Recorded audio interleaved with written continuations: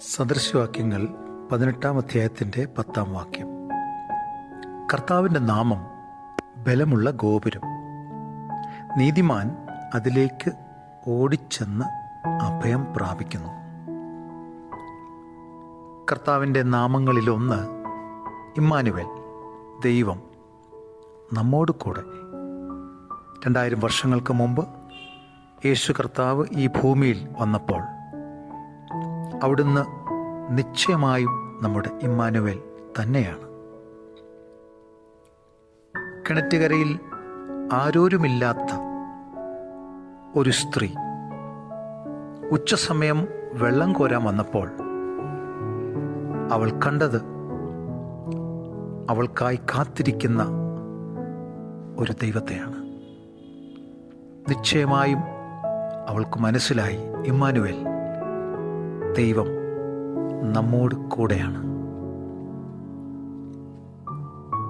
അതിരാവിലെ ഇരുട്ടുള്ളപ്പോൾ തന്നെ യേശു കർത്താവിനെ കാണാൻ കടന്നുപോയ മഗ്ദലക്കാരത്തി മറിയ കല്ലറക്കൽ കരഞ്ഞുകൊണ്ട് നിന്നപ്പോൾ മറിയെ എന്ന് വിളിച്ച് അവൾക്ക് തന്നെത്താൻ വെളിപ്പെടുത്തിയപ്പോൾ മഗ്ദലക്കാരത്തി മറിയയ്ക്ക് മനസ്സിലായി,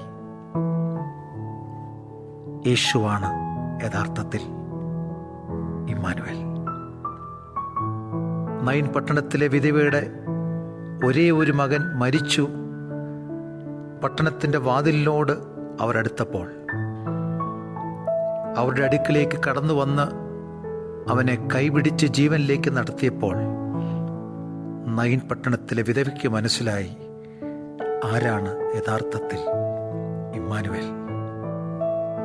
38 വർഷക്കാലം ബെഥെസ്ദ കുളക്കര കിടന്ന മനുഷ്യന്റെ പരാതി മറ്റൊന്നായിരുന്നില്ല, എന്നെ സഹായിക്കാൻ ആരുമില്ല, എന്നോട് കൂടെ ആരുമില്ല. എന്നാൽ എഴുന്നേറ്റ് നിന്റെ കിടക്കയും എടുത്ത് നടക്ക എന്ന് പറഞ്ഞ് അവനെ സൗഖ്യമാക്കിയ യേശു കർത്താവിനെ കണ്ടപ്പോൾ അവന്റെ ഉള്ളം അവനോട് മന്ത്രിച്ചു കാണും, അതെ, ഇമ്മാനുവേൽ, ദൈവം നമ്മോട് കൂടെ. തിരുവചനത്തിലുടനീളം കർത്താവിന്റെ സാന്നിധ്യം നാം കാണുകയാണ്. യോഹന്നാൻ സുവിശേഷം 21-ാം അധ്യായത്തിൽ പത്രോസും കൂട്ടരും ഞങ്ങൾ മീൻ പിടിക്കാൻ പോകുന്നുവെന്ന് പറഞ്ഞ് വളരെ നിരാശയോടെ ആയിരിക്കാം അവർ രണ്ടാമത് മീൻപിടുത്തത്തിന് പോയി. രാത്രി മുഴുവനും അധ്വാനിച്ചിട്ടും ഒന്നും കിട്ടാതെ വലഞ്ഞ നിമിഷങ്ങളിൽ കടലിന്റെ തീരത്ത് നിൽക്കുന്ന യേശുവിനെ അവർ കണ്ടു. യേശുവാണെന്ന് അവർക്ക് മനസ്സിലായില്ല. എന്നാൽ അവരുടെ പടക് നിറയ്ക്കുക മാത്രമല്ല, അവർക്ക് ആഹാരം ഒരുക്കിക്കൊണ്ട് അവർക്കായി കാത്തിരിക്കുന്ന യേശുവിനെ കണ്ടപ്പോൾ അവർക്ക് മനസ്സിലായി, യേശുവാണ് യഥാർത്ഥത്തിൽ ഇമ്മാനുവേൽ. ഇനി ജീവിതത്തിൽ യാതൊരു പ്രതീക്ഷകളുമില്ല. യെരുശലേമിൽ നിന്ന് എമ്മാവൂസിലേക്ക് 7 മൈലോളം നടന്ന 2 ശിഷ്യന്മാർ തങ്ങളോട് കൂടെ നടന്ന അപരിചിതനെ മനസ്സിലാക്കാൻ അവർക്ക് കഴിഞ്ഞില്ല. തിരുവനങ്ങളൂടെ അവരോട് സംസാരിച്ച് പൊടിപിടിച്ച ആ ഗ്രാമവീതിയിലൂടെ അനേക കിലോമീറ്ററുകൾ നടന്ന പുത്രനായ യേശു ക്രിസ്തു, ഉയർത്തെഴുന്നേറ്റനായ ക്രിസ്തു, ഞങ്ങളോടുകൂടെ പാർക്കുക, നേരം വൈകുന്നു, സൂര്യൻ അസ്തമിക്കുന്നെന്ന് പറഞ്ഞ് അവനെ നിർബന്ധിച്ചപ്പോൾ അവനെ വീട്ടിൽ കടന്നു ചെന്ന് അപ്പം മുറിച്ച് അവർക്ക് കൊടുത്ത് അവരുടെ കണ്ണുകൾ തുറന്നപ്പോൾ അവർക്ക് മനസ്സിലായി, ഇത്രയും സമയം ഞങ്ങളോടുകൂടെ നടന്നു വന്നവൻ മറ്റാരുമല്ല, ഇമ്മാനുവേൽ, ദൈവം നമ്മോട് കൂടെ. നട്ടുച്ച നേരത്ത് തകർന്ന് തരിപ്പണമായ ഒരു സ്ത്രീ, പട്ടണവാതിലിന്റെ അടുക്കൽ കണ്ണുനീര് വറ്റിയ മറ്റൊരു വിധവ, എല്ലാ പ്രതീക്ഷകളും നഷ്ടപ്പെട്ട ശിഷ്യന്മാർ, ഇനി യെരുശലേമിലേക്കില്ല എന്ന് പറഞ്ഞ് യാത്ര തുടങ്ങിയ എമ്മാവൂസിലേക്ക് നടന്നു പോയ 2 ശിഷ്യന്മാർ.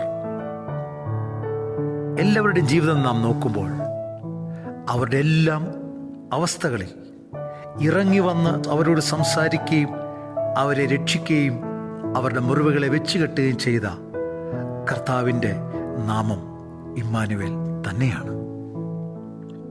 ഈ സന്ദേശം നാം കേൾക്കുമ്പോൾ ഒരുപക്ഷെ നാം കിണറ്റുകരയിലായിരിക്കാം, പട്ടണവാതിലിൻ്റെ അടുക്കലായിരിക്കാം, ബെഥെസ്ദ കുളക്കരയായിരിക്കാം. അല്ല, ഇനി ഒരു പ്രതീക്ഷകളുമില്ല എന്ന് പറഞ്ഞ് കരഞ്ഞു കരഞ്ഞു നിൽക്കുന്ന ഒരവസ്ഥയായിരിക്കാം. നിരാശയോ ഡിപ്രഷനോ എന്തുമായിക്കോട്ടെ, ദൈവത്തിൻ്റെ വാഗ്ദത്തം നമുക്കുണ്ട്. ഞാനോ ലോകത്തിൻ്റെ അവസാനത്തോളം എല്ലാ നാളും നിങ്ങളോട് കൂടെയുണ്ട്. ഞാൻ നിന്നെ ഒരു നാളും കൈവിടുകയില്ല, ഉപേക്ഷിക്കുകയുമില്ല. നിങ്ങൾ വെള്ളത്തിലൂടെ കടക്കുമ്പോൾ ഞാൻ നിങ്ങളോട് കൂടെ ഇരിക്കും. ആ വെള്ളം നിങ്ങളെ മുക്കിക്കളയുകയില്ല. നിങ്ങൾ തീയിലൂടെ കടന്നുപോയാൽ നിങ്ങളുടെ കാലുകൾ പൊള്ളുകയില്ല. ആ വലിയവനായ ദൈവം തൻ്റെ കരങ്ങളെ നീട്ടി നമ്മോട് കൂടെ, നമ്മുടെ തോളിൽ കൈയിട്ട് നമ്മോട് കൂടെ യാത്ര ചെയ്യുന്ന, നമ്മുടെ കണ്ണുനീര് തുടയ്ക്കുന്ന, നമ്മെ നേരായ പാതയിൽ നടത്തുന്ന, തൻ്റെ ശബ്ദം കേൾപ്പിക്കുന്ന ഈ നിമിഷം നാം എവിടെയായിരുന്നാലും നമുക്ക് പറയാം, ഇമ്മാനുവേൽ, ദൈവം നമ്മോട് കൂടെ. പുതിയ നിയമത്തിൽ നാം വായിക്കുന്നു, നമ്മോട് കൂടെ മാത്രമല്ല, മഹത്വത്തിൻ്റെ പ്രത്യാശ ക്രിസ്തു നമ്മുടെ ഉള്ളിൽ വസിക്കുന്നു. ദൈവം നമ്മെ അനുഗ്രഹിക്കട്ടെ. ആമേൻ.